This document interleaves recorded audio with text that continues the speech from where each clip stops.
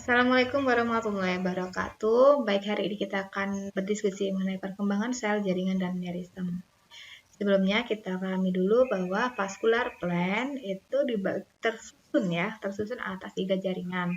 Yang pertama dermal tissus, yang kedua vascular tissus, yang ketiga adalah ground tissus. Jaringan dermal itu sendiri akan membentuk epidermis dan periderm. Ini contohnya ya, epidermis ya, periderm. Untuk epidermis nanti akan terbentuk pada saat perkembangan primer, sedangkan periderm akan terbentuk pada saat perkembangan sekunder. Selanjutnya adalah jaringan dasar atau ground tissus. Ini terbagi atas 3 jaringan, yaitu parenkim, kolankim, dan sklerenkim. Parenkim ini adalah jaringan terbesar ya, penyusun tubuh tumbuhan. Baik, selanjutnya adalah jaringan pembuluh atau vascular tissus. Ini kita sudah paham semestinya ya, ini jaringan silum dan floem yang menyusun jaringan pembuluh. Ini adalah bagian-bagian dari silum, ada tracheit dan juga vessel element. Ini adalah bagian-bagian dari floem ya, ada banyak ini. Baik, selanjutnya kita akan membahas mengenai proses pertumbuhan. Pertumbuhan adalah perbanyakan sel ya, dan juga pembesaran sel. Jadi pada proses pertumbuhan ada 2 proses penting, yaitu pertambahan jumlah sel dan pembesaran ukuran sel. Nah, pertumbuhan itu akan berjalan terus-menerus. Hal ini dikarenakan adanya jaringan meristem. Nanti akan kita bahas lebih jauh lagi ya mengenai jaringan meristem. Nah, ini tadi ya 2 proses penting dalam pertumbuhan, penambahan jumlah sel dan pembesaran sel. Baik, selanjutnya adalah proses perkembangan. Perkembangan itu adalah total keseluruhan proses yang terlibat dalam pembentukan badan tanaman. Jadi, di situ ada 3 proses yang tumpang tindih, selaras gitu ya. Prosesnya terjadinya itu ada pertumbuhan, morfogenesis, dan diferensiasi. Ketiga proses tersebut bekerja selaras untuk mengubah sel telur yang terfertilisasi menjadi individu tanaman ya. Itu dari sel kemudian berkembang menjadi embrio kemudian berkembang menjadi individu tanaman. Jadi itu kita bisa sebut sebagai proses perkembangan tanaman. Kemudian ini ada definisi ya terkait perkembangan adalah plastisitas, di mana kemampuan tanaman untuk beregenerasi. Oke, kita lanjut ya. Nah, ini adalah arah dan simetri pembelahan sel. Jadi untuk tadi pembelahan sel itu penting kita pahami mengenai arah dan simetri pembelahan sel terlebih dahulu ya. Jadi arah pembelahan sel ini sangat penting untuk menentukan bentuk tanaman dan organisasi jaringan. Contohnya akar itu biasanya memiliki bentuk yang silinder karena meristem apika pembelahannya itu secara transversal. Jadi pembelahan sel ini akan menentukan akan menjadi apa sel tersebut, akan berkembang menjadi apa gitu ya. Kemudian arah pembelahan sel itu sendiri ada 3 jenis ya, periklinal, antiklinal, dan transversal. Ini contoh ya, ini contohnya ya. Yang A ini adalah periklinal ya. Ya Pak, ini seperti ini pembelahannya. Ini sejajar dengan permukaannya ya, ini ya. Jadi 2 sel. Kemudian antiklinal ini yang melintang ya di sini. Nah, jadi 2 sel. Kemudian ada transversal itu seperti ini. Ya, mungkin akan lebih mudah kita pahami dengan melihat gambarnya. Baik, selanjutnya ini. Jika arah pembelahan selnya paralel dengan arah pembelahan sel yang pertama, maka akan terbentuk suatu lapisan. Nah, ini contohnya yang ada di sini ya. Ini dari 1 sel berkembang menjadi 2 sel, jadi 4 sel. Nah, ini paralel ya dan sejajar, maka nanti sel itu akan terbentuk seperti ini, seperti lapisan. Ini contohnya pada jaringan epidermis. Kemudian ini jika sel itu membelah secara 3 arah ya, artinya secara sejajar. Kemudian seperti ini ada pembelahan transversal ya. Kemudian membelah lagi seperti ini untuk suatu kubus ya. Baik, kita lanjut. Nah, jika arah pembelahannya itu terjadi secara acak, maka pembelahan sel itu akan asimetris. Jadi akan membentuk suatu gerombolan sel yang ini ya asimetris seperti ini. Jadi macam-macam ya bentuk pembelahan sel itu. Baik, selanjutnya kita pahami mengenai konsep morfogenesis dan pola formasi. Morfogenesis adalah proses memperoleh bentuk tertentu dipengaruhi oleh pola formasi. Jadi sel itu akan berbentuk seperti apa gitu ya. Dari meristem itu adalah sel ini ya, stem sel pada tumbuhan ya, akan membentuk menjadi jaringan apa gitu. Itu adalah proses morfogenesis. Kemudian dipengaruhi oleh pola formasi ya. Morfogenesis dipengaruhi oleh pola formasi. Pola formasi itu adalah, atau formasi pola ya yang betul, adalah perkembangan struktur spesifik pada lokasi yang spesifik. Jadi pembentukan suatu sel itu akan dipengaruhi oleh lokasi. Misalkan sel yang membentuk ke arah dalam, misalkan ya xilem mungkin ya. Sel xilem yang membentuk ke arah dalam akan menjadi xilem primer, sedangkan yang arah keluar akan membentuk xilem sekunder. Jadi lokasi itu akan menentukan akan jadi apa sel tersebut. Kemudian ditentukan oleh produksi sinyal yang menginformasikan setiap sel tentang posisi atau lokasi. Jadi sel tanaman ini menarik ya, caranya berkomunikasi satu dengan yang lainnya. Jadi misalkan sel inisial xilem misalkan ya, itu ingin membentuk xilem primer, itu akan memberikan sinyal kepada sel yang di sebelah-sebelahnya gitu. Ayo kita membentuk xilem primer seperti itu ya. Jadi luar biasa sekali sel tanaman ini. Nah, morfogenesis pada tumbuhan berada di bawah kendali gen-gen homoetik atau gen bentuk identitas.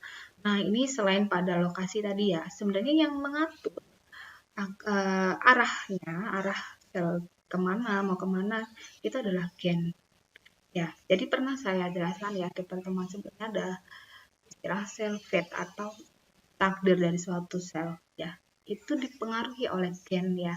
Gennya apa aja? Macam-macam, banyak sekali. Nah, ini adalah potensi kita untuk meneliti lebih jauh gen apa saja yang mengontrol sel-sel tersebut. Ya. Nah, selanjutnya ada proses diferensiasi. Diferensiasi adalah proses perubahan sel yang tidak terspesialisasi menjadi sel yang terspesialisasi dengan fungsi tertentu. Sel-sel pada organisme yang berkembang mensintesis protein yang berbeda sehingga terjadi perbedaan struktur dan fungsi meskipun mereka memiliki genom yang sama. Nah, ini diferensiasi juga dipengaruhi oleh gen ya. Jadi, tadi setelah ada proses pertumbuhan ya, dalam konsep perkembangan tadi pertama adalah proses pertumbuhan di mana di situ ada penambahan jumlah sel, kemudian pembesaran sel. Setelah itu terjadi proses morfogenesis di mana sel itu diarahkan membentuk jadi apa. Selanjutnya setelah itu terbentuklah proses diferensiasi di mana sel itu diberikan suatu spesialisasi. Kamu akan memiliki kemampuan A, B, C gitu ya, beda-beda ya sel. Baik, nah ini gen-gen ya. Selain ekspresi gen, diferensiasi sel juga dipengaruhi oleh posisi ya, sama ya, morfogenesis. Sel yang belum terdiferensiasi akan berdiferensiasi sesuai dengan lokasinya. Nah, dari proses perkembangan tadi, kita bisa lihat bahwa tanaman itu sudah berkembang itu melalui perubahan morfologinya. Kita bisa lihat misal dari daun yang masih baru terbentuk, ukurannya dan bentuknya akan berbeda nanti daripada daun yang sudah dewasa. Itu menandakan adanya suatu perkembangan pada daun. Nah, perubahan fase perubahan fase pada perkembangan ada macam-macam ya. Dari tanaman melalui fase-fase perkembangan yang disebut perubahan fase. Perubahan fase ini berkembang dari fase muda atau juvenil, kemudian menjadi vegetatif dewasa. Selanjutnya dari vegetatif dewasa menjadi ke fase reproduktif. Baik, selanjutnya kita akan membahas tentang meristem atau disebut dengan stem cell ya jika di jaringan hewan. Ya, ini meristem ini sangat luar biasa ya ini kemampuannya dalam meregenerasi dirinya untuk sel-sel yang lain. Nah, meristem itu ada yang mengklasifikasikan menjadi 2 jenis, ada yang menjadi 3 jenis. Ya, ini saya jelaskan 3 jenis saja ya. Yang pertama, meristem apikal. Ini terletak pada ujung akar atau batang ya, ini kurang ya. Kemudian memperpanjang kutub dan akar ya melalui perkembangan primer. Ya, ini contohnya ya, ini meristem apikal di ujung batang ya. Ini di ujung akar. Selanjutnya ada meristem lateral, yaitu menambah ketebalan tanaman berkayu melalui pertumbuhan sekunder. Ya, ini nanti pada saat pertumbuhan sekunder ya.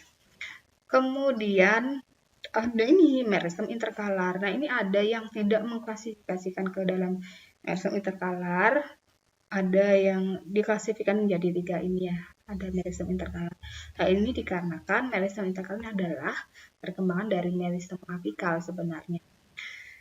Ini terletak di antara jaringan lain yang non-meristematik. Ya, contohnya ada di bagian internodus batang gitu.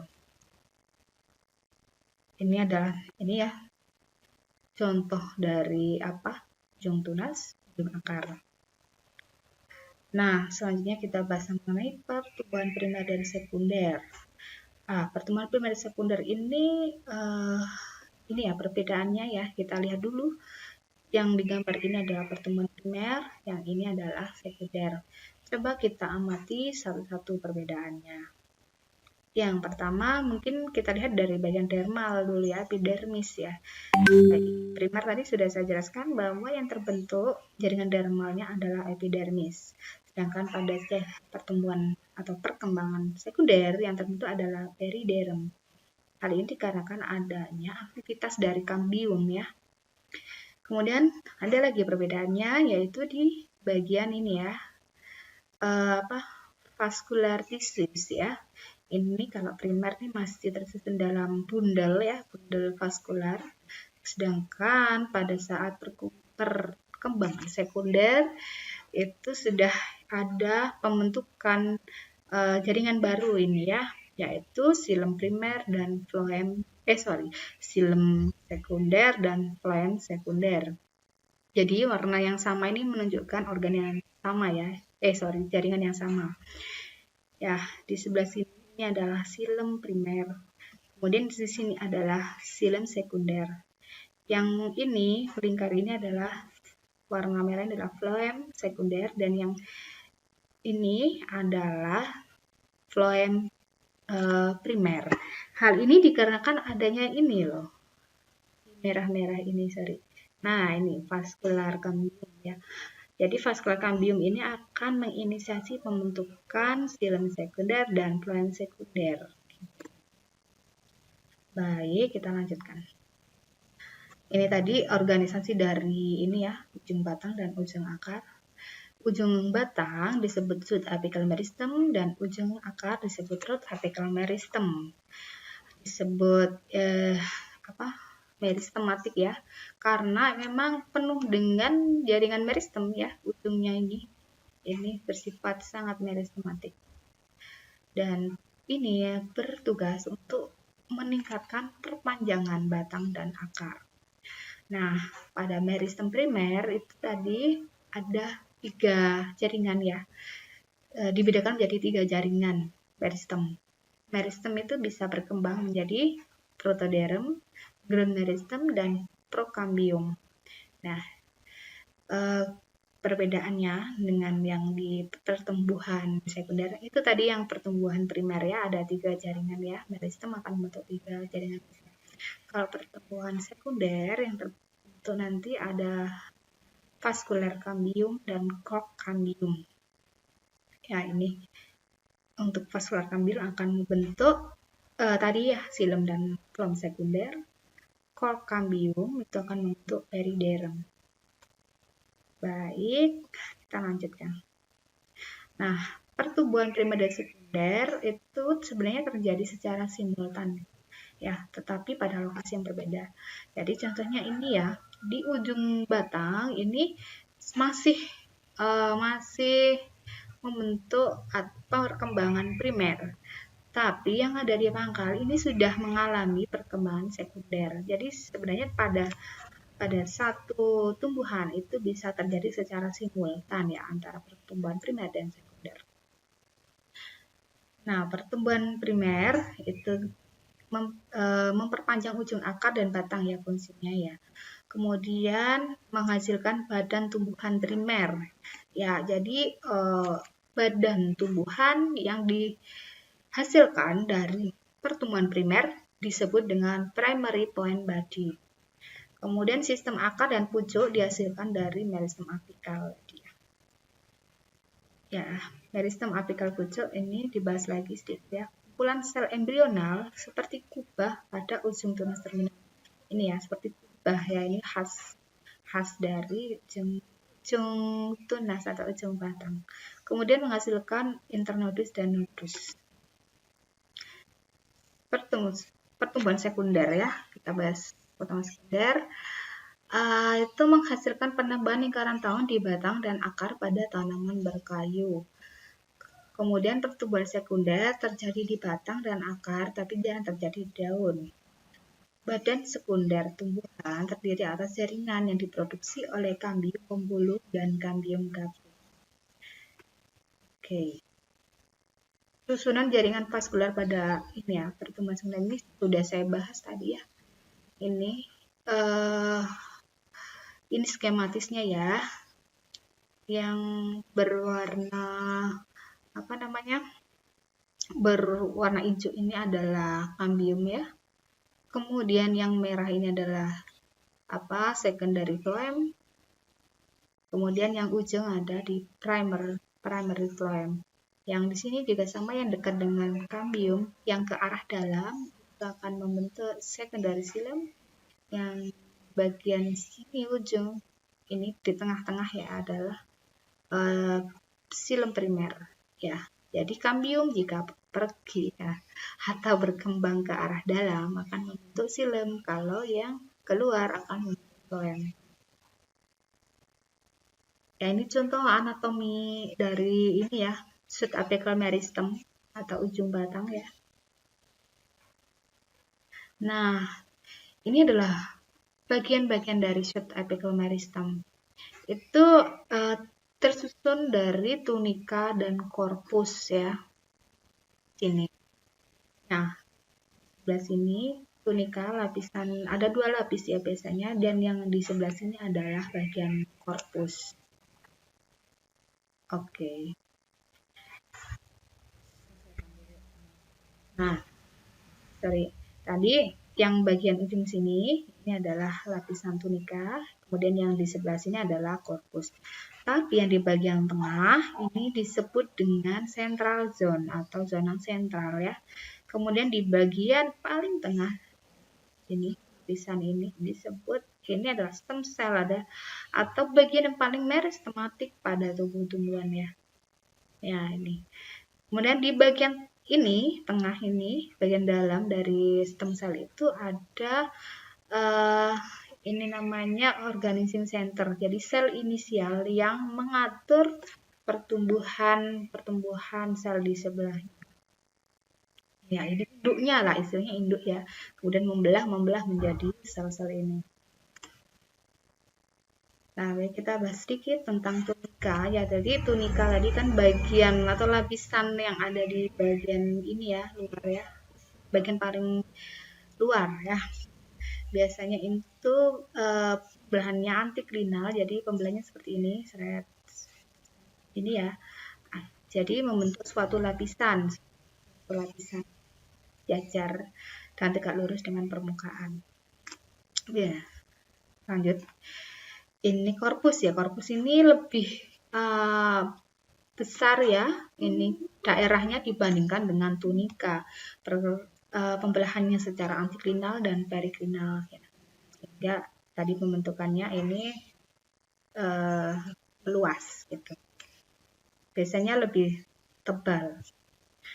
Nah, ini ada beberapa contoh gen yang mengatur perkembangan dari tumbuhan ya, perkembangan embrio ini ya. Jadi ada banyak sekali, nanti teman-teman pelajari jika memang penasaran dan ingin tahu. Baik, mungkin itu yang bisa saya sampaikan. Semoga bermanfaat. Selamat belajar. Wassalamualaikum warahmatullahi wabarakatuh.